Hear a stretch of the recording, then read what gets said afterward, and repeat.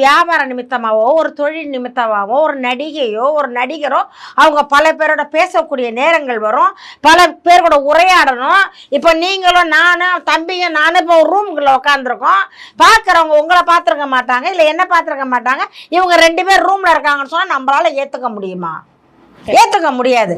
அது எப்படி ஒரு அயோக்கிய நாய் எங்கே ஒரு மேடையில் உட்காந்து சீமான்னா அவ்வளோ இலக்காரமா? சீமான் நீ என்ன வேணா சொல்லிட்டு நவுந்துருவியா? சீமான் வேணா உன்னை விட்டுட்டு போகலாம், நாங்கள் விட மாட்டோம், செதைச்சிருவோம் உன்னை. தொடப்பா கட்டையும் சாணியில பீய முக்கிக்கிட்டு வந்து உன்னை அடி. கண்டிப்பா. இப்போ குறிப்பிட்டு இப்போ அதுல அந்த கலந்துரையாடல்ல வந்து ஒரு 4-5 பேர் வந்து கலந்துட்டாங்க. 4-5 பேருமே சீமான் அவர்களை தரைக்குறைவா தான் பேசியிருக்காங்க. இவர்களுக்கெல்லாம் தூண்டுதலா யார் இருப்பாங்கன்னு நீங்க நினைக்கிறீங்க? யார் அந்த சொம்பு தூக்கி அந்த வந்தான் அந்த எராமீச ஒண்ணு? இதை வந்து திட்டமிடுறது வந்து யாருன்னு சொன்னா ஐயா கோவை ராமகிருஷ்ணன் திட்டமிடுறாங்க. அவங்களுக்கு என்னன்னாக்க எப்படியாவது தன்னுடைய வன்மத்தை சீமனை தீர்க்கணும். அப்ப இந்த அதிகாரம் வந்து தமிழ் தேசியம் வேறு திராவிடம் வேறு அப்படின்னு பல நாட்களாக இந்த மண்ணில் வந்து பல பேர் வந்து போராடிட்டு இருக்காங்க. தமிழ் தேசியம்னா இதுதான், திராவிடம் தான் இதுதான் அப்படின்னு சொல்லிட்டு அவங்களுடைய மொழியில அவங்க பேசிக்கிட்டு இருக்காங்க, உங்களுடைய பாணியில நீங்க பேசிக்கிட்டு இருக்கீங்க. இதுல வந்து சீமான் அவர்கள் மீது வன்மம் இருக்க வேண்டிய அவசியம் என்ன அவர்களுக்கு?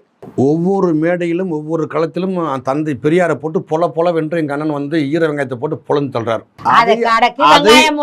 சரி, அவன் எந்திட்டு போறான், அவன் ஒரு பிக்காளி பையன் விட்டுங்க. நாம என்ன பாக்குறோம்டா, அதனுடைய வெளிப்பாடா ஐயா கோவை ராமகிருஷ்ணன், ஐயா குளத்தூர் மணி போன்றவங்களாம், அந்த அமைப்பை சேர்ந்தவங்கலாம் இந்த பெரியாரை தூக்கிட்டு அலையிற கும்பல் இவனுங்க.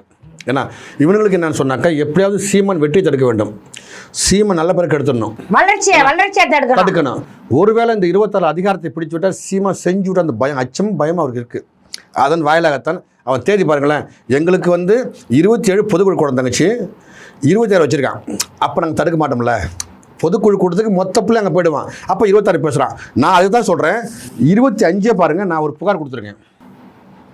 25 புகார் கொடுத்து அந்த டிஎஸ்பிகிட்ட போயிட்டு, ஐயா இது மிக ஆபத்தானது, அண்ணன் சீமான் பேருக்கு ரொம்ப கலந்து நீங்கள் கற்பிக்க போகிறீங்க, இது நடந்தாக்க மிகப்பெரிய எதிரொலி வரும், எச்சரித்தேன். இந்த காவல்துறை இந்த புகாருக்கு ஒன்றும் செய்யலை. பார்த்துட்டு அந்த போஸ்ட் கார்டு இணைச்சி கொடுத்தேன்னு சொல்ல, நான் கூடுதலாக இணைச்சி கொடுக்குறேன். யார் டிஎஸ்பி கொடுக்குறேன், அவர் வாங்கிட்டு நான் சொல்லிட்டாரு, நான் பண்ணுறேன், நான் பண்ணலை, ஒரு ஃபோன் கூட பண்ணலை. அதுக்கப்புறம் பாருங்கள், இந்த நிகழ்ச்சி நடந்தது, தீயா பரவுது. அதுக்கப்புறம் தம்பிகள்லாம் கொதிச்சு சொல்கிறாங்க, தமிழ்நாடு போக கொதிச்சிட்டான். என்னடா அண்ணன் சீமானை இப்படி திட்டுவதா, யார் அவன் பிக்காளி இப்போ அறா வக்கால ஒளின்னு சொல்லிட்டு கோவப்பட்டாங்க எல்லாமே.